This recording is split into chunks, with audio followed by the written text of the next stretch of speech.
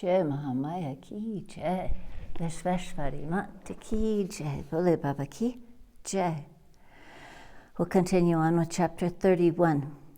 Narayana said, O Narada, hearing thus the supreme nature of Mula Prakriti from Yama, the two eyes of Savitri were filled with tears of joy, and her whole body was filled with the thrill of rapture, joy, and ecstasy.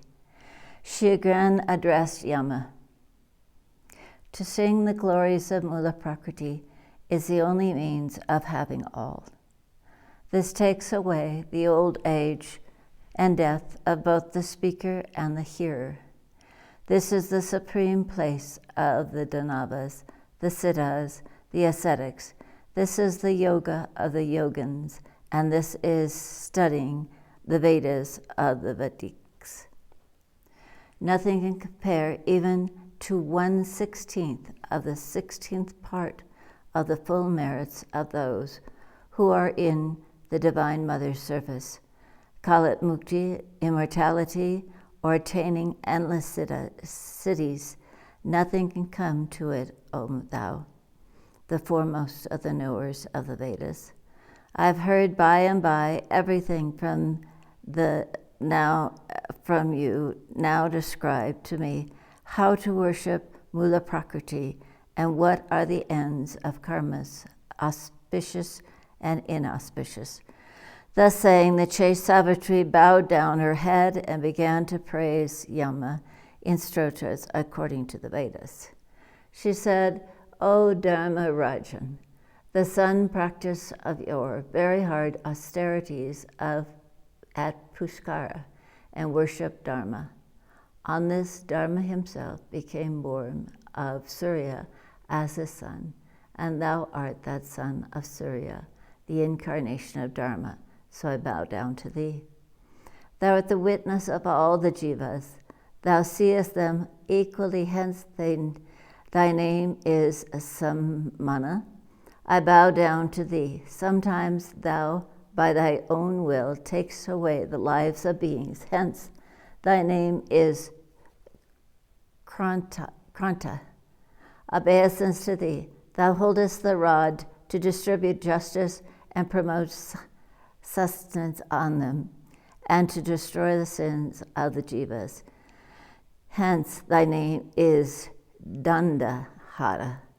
So I bow down to thee. At all times thou destroyest the universe. None can resist thee. Hence thou art named Kal.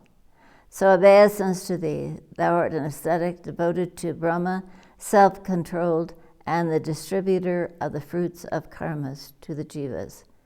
Thou restrains thy sentiments and thy senses. Hence thou art called Yama. Therefore I bow down to thee. Thou art delighted with thine own self. Thou art omniscient. Thou art the tormentor of the sinners and the friend of the virtuous. Hence thy name is Punya Mitra. So I bow down to thee. Thou art born as a part of Brahma. The fire of Brahma is shining through thy body. Thou dost meditate on Parabrahma. Thou art the Lord. Obeisance to thee, O Muni. Thus praising Yama, she bowed down to his feet.